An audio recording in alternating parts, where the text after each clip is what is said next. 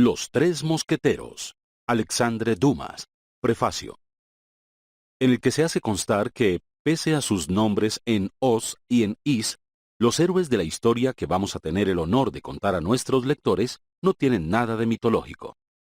Hace aproximadamente un año, cuando hacía investigaciones en la Biblioteca Real para mi historia de Luis XIV, di por casualidad con las memorias del señor D'Artagnan, impresas, como la mayoría de las obras de esa época, en que los autores pretendían decir la verdad sin ir a darse una vuelta más o menos larga por la Bastilla, en Ámsterdam, por el editor Pierre Rouge. El título me sedujo. Las llevé a mi casa, con el permiso del señor bibliotecario, por supuesto, y las devoré. No es mi intención hacer aquí un análisis de esa curiosa obra, y me contentaré con remitir a ella a aquellos lectores míos que aprecien los cuadros de época. Encontrarán ahí retratos esbozados de mano maestra, y aunque esos bocetos estén, la mayoría de las veces, trazados sobre puertas de cuartel y sobre paredes de taberna, no dejarán de reconocer, con tanto parecido como en la historia del señor Anquetil, las imágenes de Luis XIII, de Ana de Austria, de Richelieu, de Mazarino y de la mayoría de los cortesanos de la época. Mas, como se sabe, lo que sorprende el espíritu caprichoso del poeta no siempre es lo que impresiona a la masa de lectores.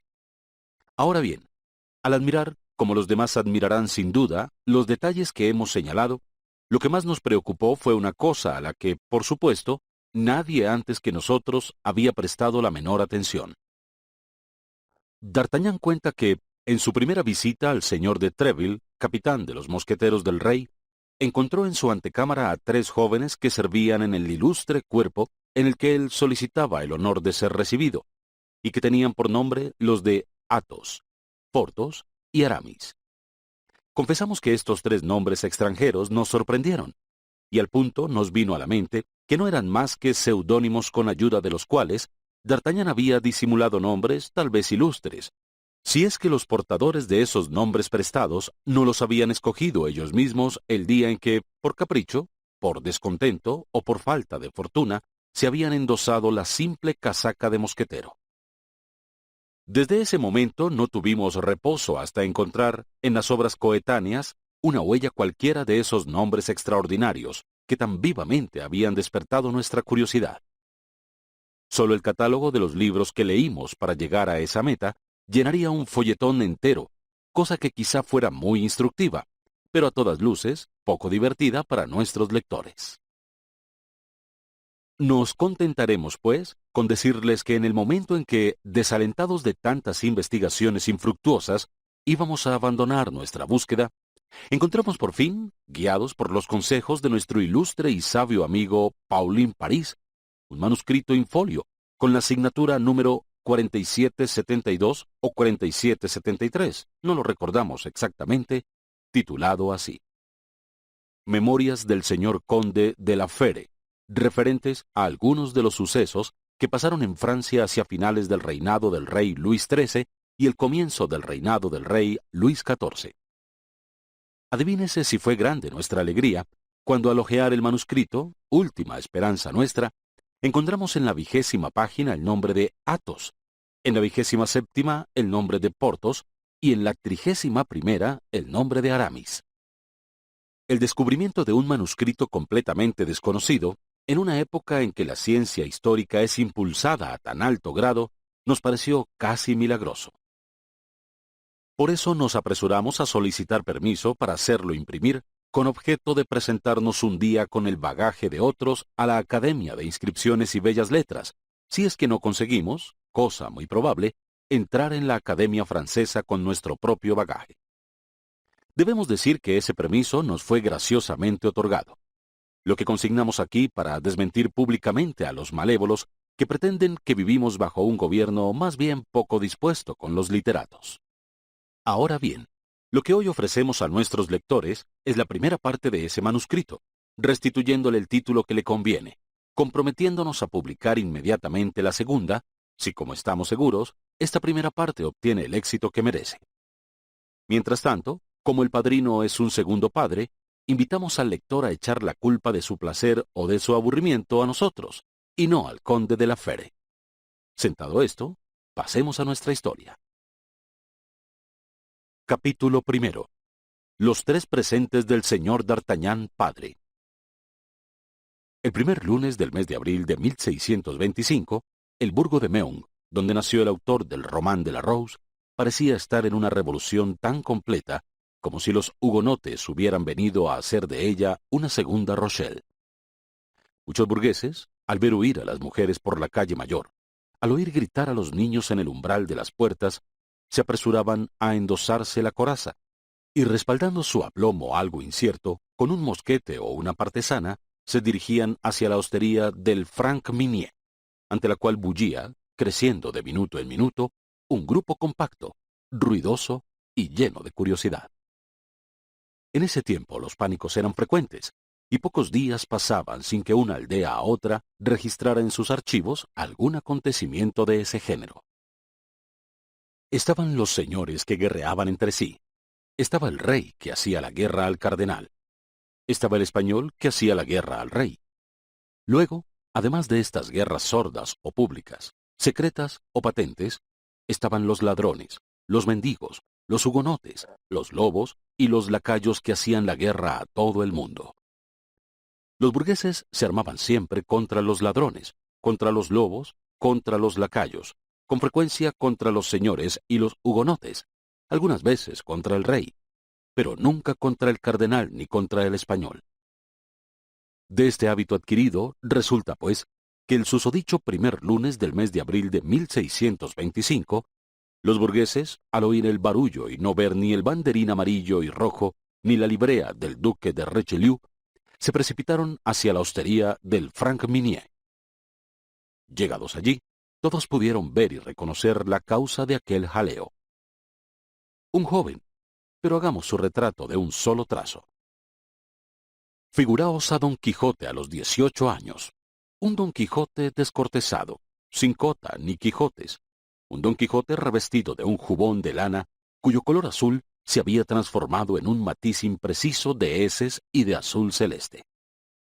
Cara larga y atezada, el pómulo de las mejillas saliente, signo de astucia, los músculos maxilares enormemente desarrollados, índice infalible por el que se reconocía al gascón, incluso sin boina. Y nuestro joven llevaba una boina adornada con una especie de pluma. Los ojos abiertos e inteligentes, la nariz ganchuda, pero finamente diseñada. Demasiado grande para ser un adolescente, demasiado pequeña para ser un hombre hecho.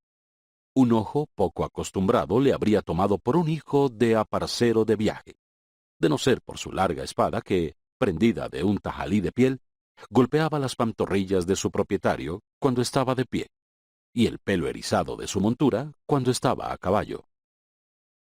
Porque nuestro joven tenía montura, y esa montura era tan notable que fue notada.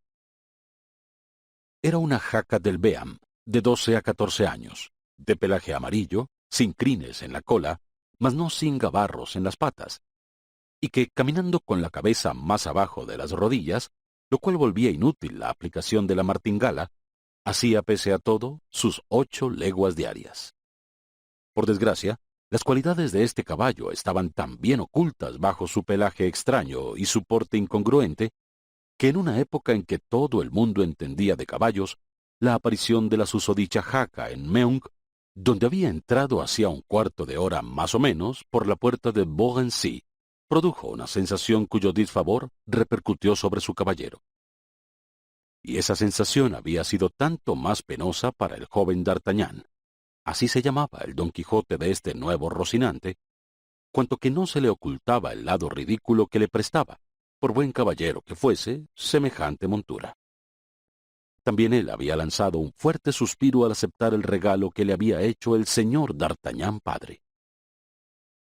No ignoraba que una bestia semejante valía por lo menos 20 libras. Cierto que las palabras con que el presente vino acompañado no tenían precio. «Hijo mío», había dicho el gentilhombre gascón en ese puro patois de Beam, del que jamás había podido desembarazarse Enrique IV.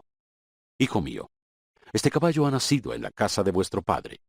Tendrá pronto 13 años, y ha permanecido aquí todo ese tiempo, lo que debe llevaros a amarlo. No lo vendáis jamás. Dejadle morir tranquila y honorablemente de viejo. Y si hacéis campaña con él, cuidadlo como cuidaríais a un viejo servidor. En la corte, continuó el señor D'Artagnan padre, si es que tenéis el honor de ir a ella, honor al que por lo demás os da derecho vuestra antigua nobleza, mantened dignamente vuestro nombre de gentilhombre, que ha sido dignamente llevado por vuestros antepasados desde hace más de 500 años. Por vos y por los vuestros. Por los vuestros, entiendo vuestros parientes y amigos, no soportéis nunca nada salvo del señor cardenal y del rey. Por el valor, entendedlo bien, solo por el valor se labra hoy día un gentilhombre su camino. Quien tiembla un segundo deja escapar quizá el cebo que precisamente durante ese segundo la fortuna le tendía. Soy joven. Debéis ser valiente por dos razones. La primera, porque sois gascón, y la segunda, porque sois hijo mío. No temáis las ocasiones y buscad las aventuras. Os he hecho aprender a manejar la espada. Tenéis un jarrete de hierro, un puño de acero. Batíos por cualquier motivo. Batíos tanto más cuanto que están prohibidos los duelos, y por consiguiente hay dos veces valor al batirse. No tengo, hijo mío, más que 15 escudos que daros, mi caballo y los consejos que acabáis de oír. Vuestra madre añadirá la receta de cierto bálsamo que supo de una gitana, y que tiene una virtud milagrosa para curar cualquier herida que no alcance el corazón. Sacad provecho de todo, y vivid felizmente y por mucho tiempo. Solo tengo una cosa que añadir, y es un ejemplo que os propongo, no el mío, porque yo nunca he aparecido por la corte y solo hice las guerras de religión como voluntario. Me refiero al señor de Treville, que fue antaño vecino mío, y que tuvo el honor, siendo niño, de jugar con nuestro rey Luis XIII, a quien Dios conserve. A veces sus juegos degeneraban en batalla, y en esas batallas no siempre era el rey el más fuerte. Los golpes que en ellas recibió le proporcionaron mucha estima y amistad hacia el señor de Treville.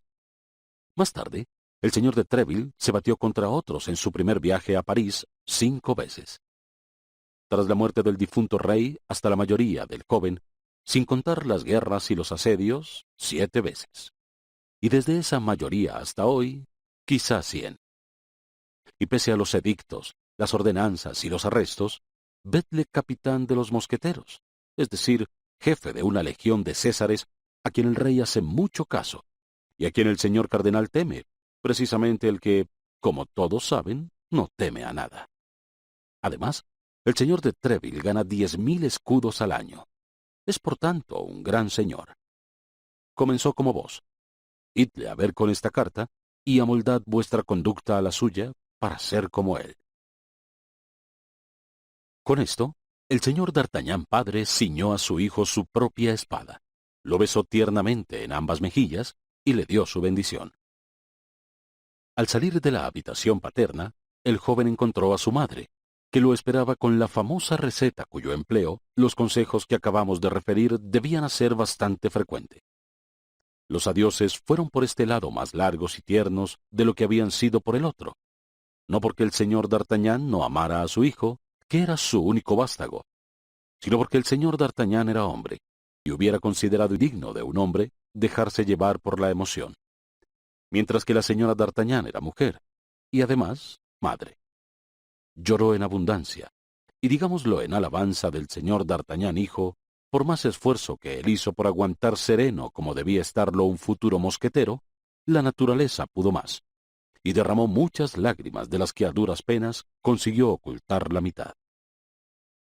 El mismo día el joven se puso en camino, provisto de los 3 presentes paternos y que estaban compuestos, como hemos dicho, por 13 escudos, el caballo y la carta para el señor de Treville han sido dados por añadidura.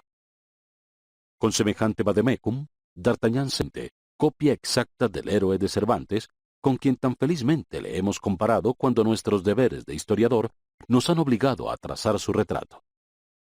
Don Quijote tomaba los molinos de viento por gigantes y los carneros por ejércitos. D'Artagnan tomó cada sonrisa por un insulto y cada mirada por una provocación. De ello resultó que tuvo siempre el puño apretado desde Tarbes hasta Meung, y que un día con otro llevó la mano a la empuñadura de su espada 10 veces diarias. Sin embargo, el puño no descendió sobre ninguna mandíbula, ni la espada salió de su vaina. Y no es que la vista de la malhadada jaca amarilla no hiciera florecer sonrisas en los rostros de los que pasaban, pero como encima de la jaca tintineaba una espada de tamaño respetable, y encima de esa espada brillaba un ojo más feroz que noble, los que pasaban reprimían su hilaridad, o si la hilaridad dominaba a la prudencia, trataban por lo menos de reírse por un solo lado, como las máscaras antiguas. D'Artagnan permaneció, pues, majestuoso e intacto en su susceptibilidad hasta esa desafortunada villa de Meung. Pero aquí, cuando descendía de su caballo a la puerta del Franc Minier, sin que nadie, hostelero, mozo o palafrenero, hubiera venido a coger el estribo de montar, D'Artagnan divisó en una ventana entreabierta de la planta baja a un gentilhombre de buena estatura y altivo gesto, aunque de rostro ligeramente ceñudo, hablando con dos personas que parecían escucharle con deferencia. D'Artagnan, según su costumbre, creyó muy naturalmente ser objeto de la conversación y escuchó. Esta vez D'Artagnan solo se había equivocado a medias. No se trataba de él, sino de su caballo. El gentilhombre parecía enumerar a sus oyentes todas sus cualidades, y como, según he dicho, los oyentes parecían tener gran deferencia hacia el narrador, se echaban a reír a cada instante.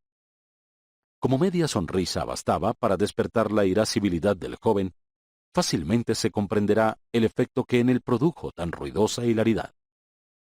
Sin embargo, D'Artagnan quiso primero hacerse idea de la fisonomía del impertinente que se burlaba de él. Clavó su mirada altiva sobre el extraño y reconoció a un hombre de 40 a 45 años, de ojos negros y penetrantes, de tez pálida, nariz fuertemente pronunciada, mostacho negro y perfectamente recortado.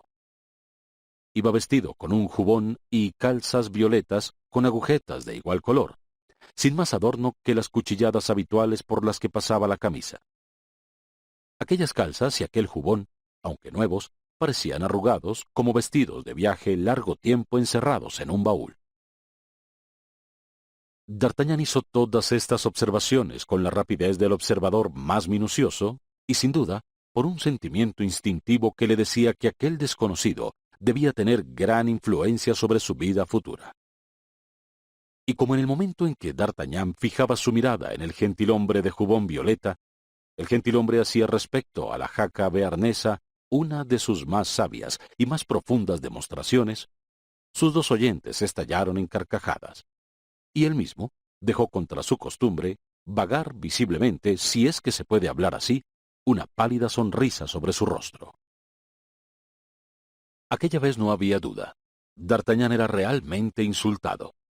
Por eso, lleno de tal convicción, hundió su boina hasta los ojos, y tratando de copiar algunos aires de corte que había sorprendido en Gascuña entre los señores de viaje, se adelantó con una mano en la guarnición de su espada y la otra apoyada en la cadera.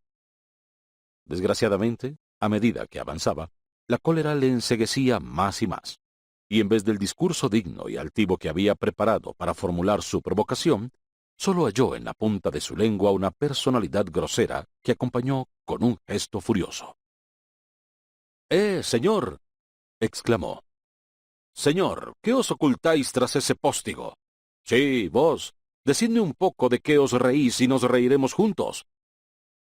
El gentilhombre volvió lentamente los ojos de la montura al caballero, como si hubiera necesitado cierto tiempo para comprender que era a él a quien se dirigían tan extraños reproches. Luego, cuando no pudo albergar ya ninguna duda, su ceño se frunció ligeramente, y tras una larga pausa, con un acento de ironía y de insolencia imposible de describir, respondió a D'Artagnan. «Yo no os hablo, señor». «Pero yo sí os hablo», exclamó el joven exasperado por aquella mezcla de insolencia y de buenas maneras, de conveniencias y de desdenes. El desconocido lo miró un instante todavía con su leve sonrisa, y apartándose de la ventana, salió lentamente de la hostería para venir a plantarse a 2 pasos de D'Artagnan frente al caballo. Su actitud tranquila y su fisonomía burlona habían redoblado la hilaridad de aquellos con quienes hablaba, y que se habían quedado en la ventana. D'Artagnan, al verle llegar, sacó su espada un pie fuera de la vaina. Decididamente este caballo es, o mejor, fue en su juventud botón de oro, dijo el desconocido, continuando las investigaciones comenzadas y dirigiéndose a sus oyentes de la ventana, sin aparentar en modo alguno notar la exasperación de D'Artagnan, que sin embargo estaba de pie entre él y ellos. Es un color muy conocido en botánica, pero hasta el presente muy raro entre los caballos. Así se ríe del caballo quien no osaría reírse del amo, exclamó el émulo de Treville furioso. Señor, prosiguió el desconocido, no río muy a menudo, como vos mismo podéis ver por el aspecto de mi rostro, pero procuro conservar el privilegio de reír cuando me place. Y yo, exclamó D'Artagnan, no quiero que nadie ría cuando no me place. ¿De verdad, señor? Continuó el desconocido más tranquilo que nunca. Pues bien, es muy justo. Y girando sobre sus talones, se dispuso a entrar de nuevo en la hostería por la puerta principal, bajo la que D'Artagnan, al llegar, había observado un caballo completamente ensillado. Pero D'Artagnan no tenía carácter para soltar así a un hombre que había tenido la insolencia de burlarse de él. Sacó su espada por entero de la funda y comenzó a perseguirle gritando: «¡Volveos! ¡Volveos, señor burlón, para que no os hiera por la espalda!».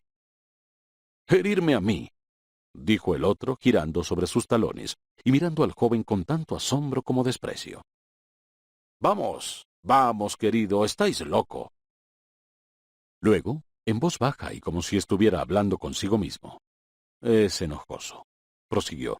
«Qué hallazgo para su majestad, que busca valientes de cualquier sitio para reclutar mosqueteros». Acababa de terminar cuando D'Artagnan le alargó una furiosa estocada que, de no haber dado con presteza un salto hacia atrás, es probable que hubiera bromeado por última vez. El desconocido vio entonces que la cosa pasaba de broma. Sacó su espada, saludó a su adversario y se puso gravemente en guardia. Pero en el mismo momento, sus dos oyentes, acompañados del hostelero, cayeron sobre D'Artagnan a bastonazos, patadas y empellones, lo cual fue una diversión tan rápida y tan completa en el ataque que el adversario de D'Artagnan, mientras éste se volvía para hacer frente a aquella lluvia de golpes, envainaba con la misma precisión y de actor que había dejado de ser, se volvía de nuevo espectador del combate, papel que cumplió con su impasibilidad de siempre, mascullando sin embargo. «Vaya peste de gascones, ponedlo en su caballo naranja y que se vaya». «No antes de haberte matado, cobarde», gritaba D'Artagnan mientras hacía frente lo mejor que podía y sin retroceder un paso a sus tres enemigos que lo molían a golpes. «Una gasconada más», murmuró el gentilhombre. «A fe mía que estos gascones son incorregibles. Continuad la danza, pues que lo quiere. Cuando esté cansado ya dirá que tiene bastante». Pero el desconocido no sabía con qué clase de testarudo tenía que habérselas. D'Artagnan no era hombre que pidiera merced nunca. El combate continuó, pues, algunos segundos todavía. Por fin, D'Artagnan, agotado, dejó escapar su espada que un golpe rompió en dos trozos. Otro golpe que le hirió ligeramente en la frente lo derribó casi al mismo tiempo, todo ensangrentado y casi desvanecido. En este momento fue cuando de todas partes acudieron al lugar de la escena. El hostelero, temiendo el escándalo, llevó con la ayuda de sus mozos al herido a la cocina, donde le fueron otorgados algunos cuidados. En cuanto al gentilhombre, había vuelto a ocupar su sitio en la ventana y miraba con cierta impaciencia a todo aquel gentío cuya permanencia allí parecía causarle viva contrariedad. «Y bien, ¿qué tal va ese rabioso?», dijo volviéndose al ruido de la puerta que se abrió y dirigiéndose al hostelero que venía a informarse sobre su salud. «¿Vuestra excelencia está sano y salvo?», preguntó el hostelero. «Sí, completamente sano y salvo, mi querido hostelero, y soy yo quien os pregunta qué ha pasado con nuestro joven». «Ya está mejor», dijo el hostelero. «Se ha desvanecido totalmente». «¿De verdad?», dijo el gentilhombre. «Pero antes de desvanecerse ha reunido todas sus fuerzas para llamaros y desafiaros al llamaros».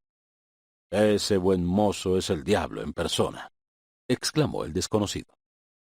«Oh no, excelencia, no es el diablo», prosiguió el hostelero con una mueca de desprecio. «Durante su desvanecimiento lo hemos registrado, y en su paquete no hay más que una camisa y en su bolsa nada más que 12 escudos, lo cual no le ha impedido decir al desmayarse que si tal cosa le hubiera ocurrido en París, os arrepentiríais en el acto, mientras que aquí solo os arrepentiréis más tarde. Entonces, dijo fríamente el desconocido, es algún príncipe de sangre disfrazado. Os digo esto, mi señor, prosiguió el hostelero, para que toméis precauciones. ¿Y ha nombrado a alguien en medio de su cólera? Lo ha hecho. Golpeaba sobre su bolso y decía, ya veremos lo que el señor de Treville piensa de este insulto a su protegido. ¿El señor de Treville? Dijo el desconocido prestando atención. ¿Golpeaba sobre su bolso pronunciando el nombre del señor de Treville? Veamos, querido hostelero. Mientras vuestro joven estaba desvanecido, estoy seguro de que no habréis dejado de mirar también ese bolso. ¿Qué había? Una carta dirigida al señor de Treville, capitán de los mosqueteros. ¿De verdad? Como tengo el honor de decíroslo, excelencia. El hostelero, que no estaba dotado de gran perspicacia, no observó la expresión que sus palabras habían dado a la fisonomía del desconocido. Este se apartó del reborde de la ventana sobre el que había permanecido apoyado con la punta del codo, y frunció el ceño como hombre inquieto. «Diablos», murmuró entre dientes. «¿Me habrá enviado Treville a ese gascón? Es muy joven, pero una estocada es siempre una estocada, cualquiera que sea la edad de quien la da, y no hay por qué desconfiar menos de un niño que de cualquier otro. Basta a veces un débil obstáculo para contrariar un gran designio». Y el desconocido se sumió en una reflexión que duró algunos minutos. «Veamos, huésped», dijo, «¿es que no me vais a librar de ese frenético? En conciencia no puedo matarlo. Y sin embargo», añadió con una expresión fríamente amenazadora, «sin embargo me molesta. ¿Dónde está?» «En la habitación de mi mujer, donde se le cura, en el primer piso». «¿Sus harapos y su bolsa están con él? ¿No se ha quitado el jubón?»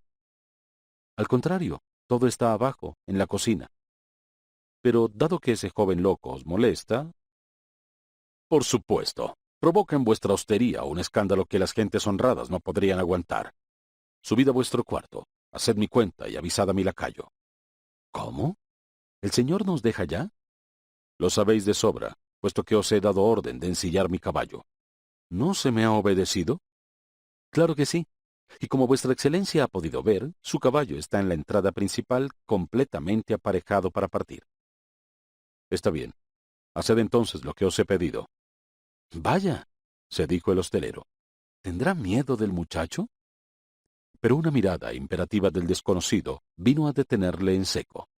Saludó humildemente y salió. «No es preciso advertir a milady sobre este bribón», continuó el extraño. «No debe tardar en pasar. Viene incluso con retraso. Decididamente es mejor que monte a caballo y que vaya a su encuentro. Solo que si pudiera saber lo que contiene esa carta dirigida a Treville». Y el desconocido, siempre mascullando, se dirigió hacia la cocina. Durante este tiempo, el huésped, que no dudaba de que era la presencia del muchacho lo que echaba al desconocido de su hostería, había subido a la habitación de su mujer y había encontrado a D'Artagnan dueño por fin de sus sentidos. Entonces, tratando de hacerle comprender que la policía podría jugarle una mala pasada por haber ido a buscar querella a un gran señor, porque, en opinión del huésped, el desconocido no podía ser más que un gran señor, lo convenció para que, pese a su debilidad, se levantase y prosiguiese su camino. D'Artagnan, medio aturdido, sin jubón y con la cabeza toda envuelta en vendas, se levantó, y empujado por el hostelero, comenzó a bajar. Pero al llegar a la cocina, lo primero que vio fue a su provocador que hablaba tranquilamente al estribo de una pesada carroza tirada por dos gruesos caballos normandos. Su interlocutora, cuya cabeza aparecía enmarcada en la portezuela, era una mujer de 20 a 22 años. Ya hemos dicho con qué rapidez percibía D'Artagnan una fisonomía. Al primer vistazo, comprobó que la mujer era joven y bella.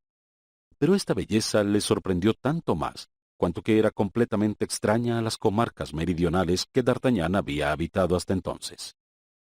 Era una persona pálida y rubia, de largos cabellos que caían en bucles sobre sus hombros, de grandes ojos azules lánguidos, de labios rosados y manos de alabastro. Hablaba muy vivamente con el desconocido.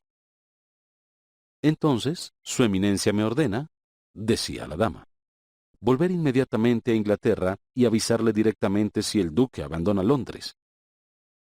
Y, en cuanto a mis restantes instrucciones, preguntó la bella viajera. Están guardadas en esa caja que solo abriréis al otro lado del Canal de la Mancha. Muy bien. ¿Qué haréis vos?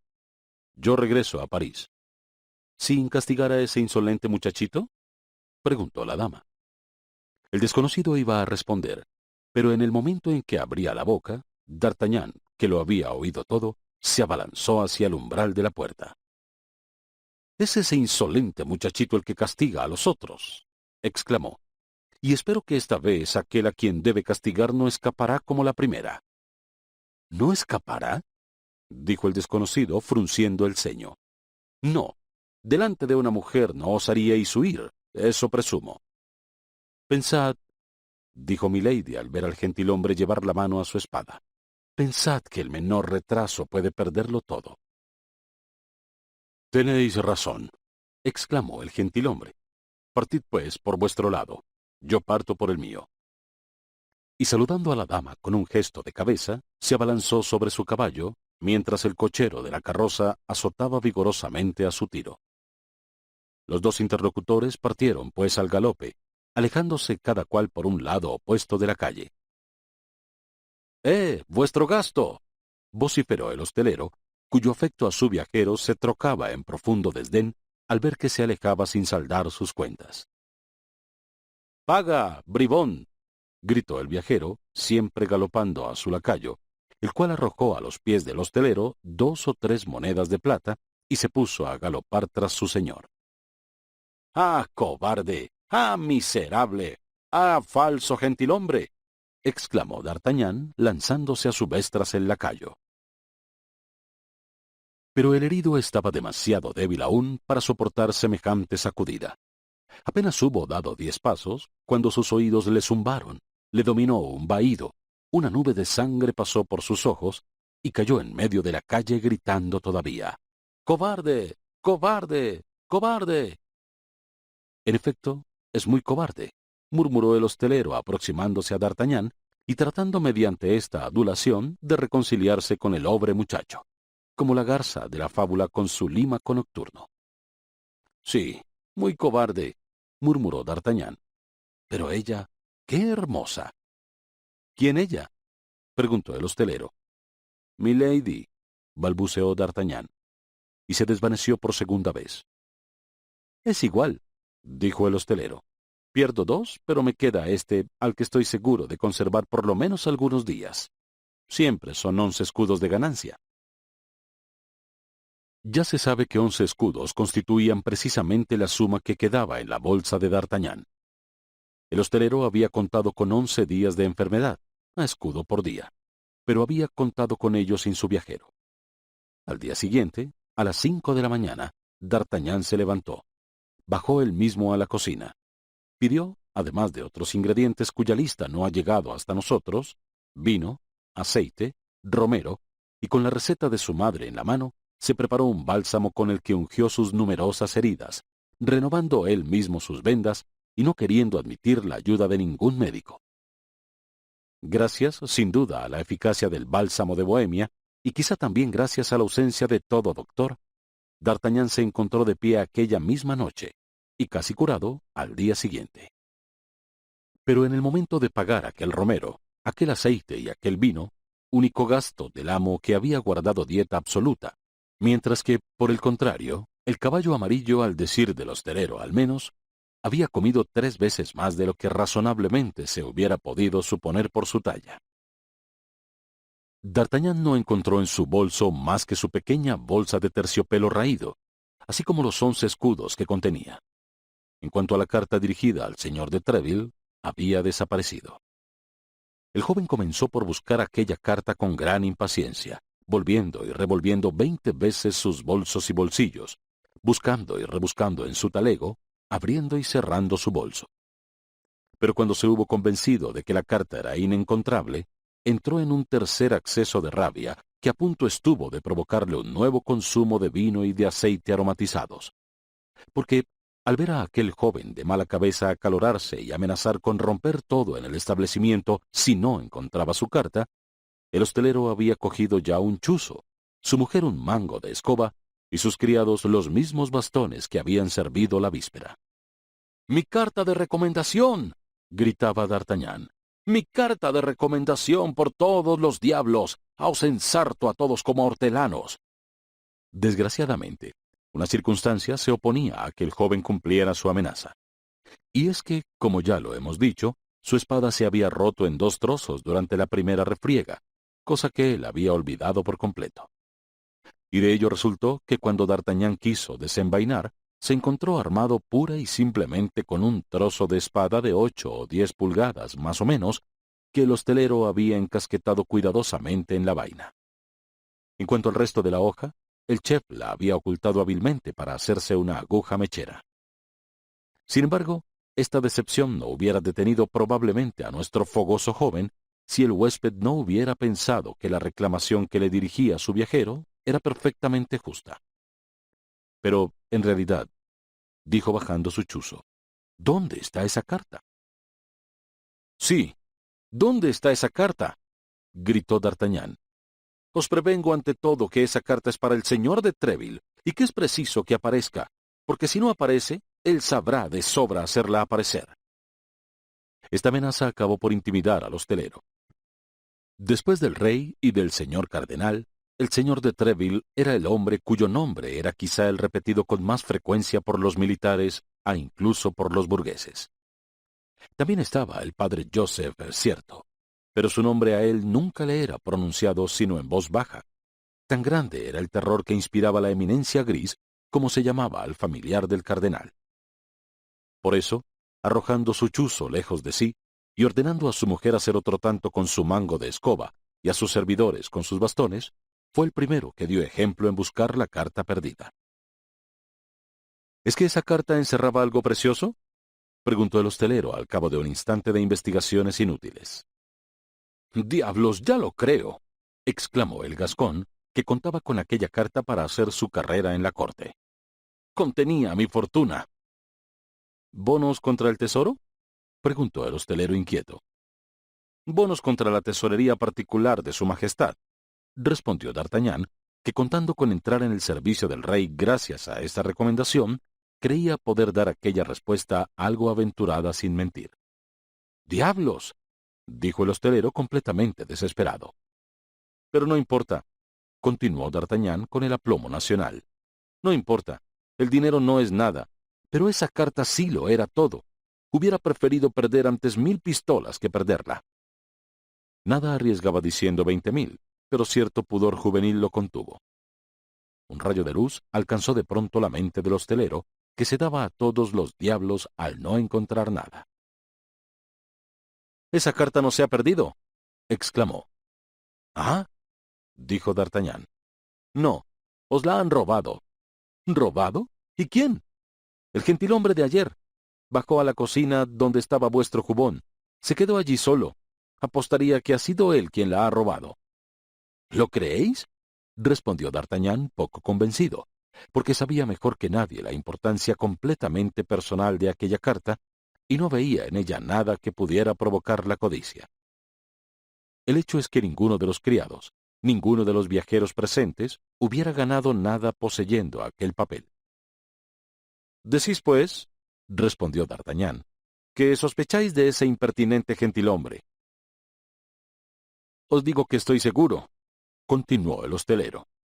«Cuando yo le anuncié que vuestra señoría era el protegido del señor de Treville y que teníais incluso una carta para ese ilustre gentilhombre, pareció muy inquieto. Me preguntó dónde estaba aquella carta y bajó inmediatamente a la cocina donde sabía que estaba vuestro jubón». «Entonces es mi ladrón», respondió D'Artagnan. «Me quejaré al señor de Treville y el señor de Treville se quejará al rey». Luego sacó majestuosamente 2 escudos de su bolsillo. Se los dio al hostelero, que lo acompañó, sombrero en mano, hasta la puerta, y subió a su caballo amarillo, que le condujo sin otro accidente hasta la puerta Saint-Antoine, en París, donde su propietario lo vendió por 3 escudos, lo cual era pagarlo muy bien, dado que D'Artagnan lo había agotado hasta el exceso durante la última etapa. Además, el chalán, a quien D'Artagnan lo cedió por las 9 libras susodichas, no ocultó al joven que sólo le daba aquella exorbitante suma debido a la originalidad de su color. D'Artagnan entró, pues, en París a pie, llevando su pequeño paquete bajo el brazo, y caminó hasta encontrar una habitación de alquiler que convino a la exigüidad de sus recursos. Aquella habitación era una especie de buhardilla sita en la calle de Fossoyeurs, cerca de Luxemburgo. Tan pronto como hubo gastado su último denario, D'Artagnan tomó posesión de su alojamiento. Pasó el resto de la jornada cosiendo su jubón y sus calzas de pasamanería, que su madre había descosido de un jubón casi nuevo del señor D'Artagnan padre, y que le había dado a escondidas. Luego fue al paseo de La Forêt para mandar poner una hoja a su espada. Luego volvió a Louvre para informarse del primer mosquetero que encontró de la ubicación del palacio del señor de Treville, que estaba situado en la calle del Vieux-Colombier, es decir, precisamente en las cercanías del cuarto apalabrado por D'Artagnan, circunstancia que le pareció de feliz augurio para el éxito de su viaje. Tras ello, contento por la forma en que se había conducido en Meung, sin remordimientos por el pasado, confiando en el presente y lleno de esperanza en el porvenir, se acostó y se durmió con el sueño del valiente. Aquel sueño, todavía totalmente provinciano, le llevó hasta las 9 de la mañana, hora en que se levantó para dirigirse al palacio de aquel famoso señor de Treville, el tercer personaje del reino según la estimación paterna.